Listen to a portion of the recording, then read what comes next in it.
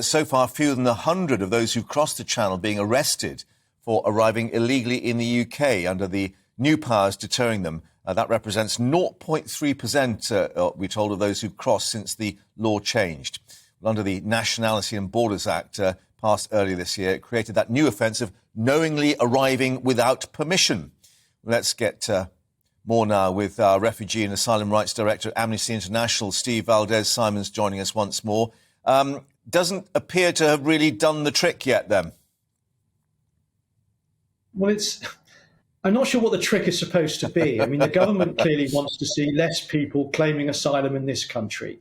It's not going to achieve that particular trick, given the fact that this country receives relatively few people into its system as compared to other countries. In fact, the trick, if you like, that it might achieve, which would be truly dreadful, is more people coming to this country who don't enter our asylum system but go to ground because they are just terrified of all the things the government is saying it's going to do to them, despite the fact that it can't do most of these things to all of these people, which would be truly atrociously expensive as well as harmful.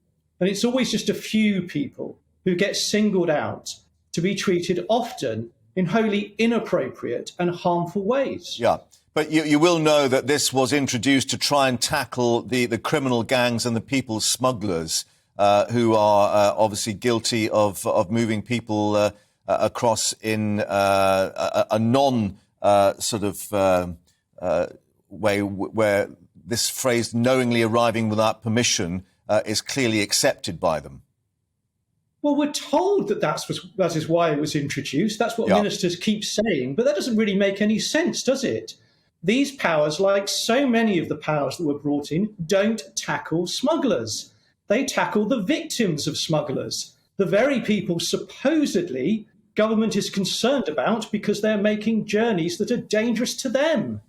Actually, if we're interested in the people who are exploited by smugglers, which is not good for those people, not good for us, we would be working with the French in this particular instance to ensure that everybody can get safely into an asylum system, and that would have to include many of these people doing so on this side of the channel. Yeah. We're not doing any of that. And is that what Amnesty International sees as the gaps to this still lack of international coordination of that? Because, of course, not just France, the suggestion is that it goes over into Eastern Europe with the organised crime gangs from there.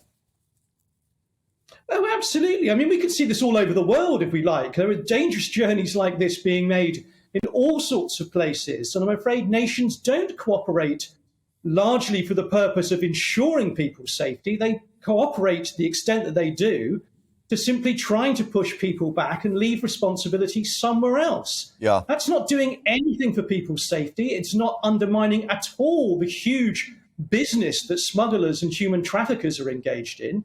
And it's really costing an awful lot of money to do an awful lot of harm.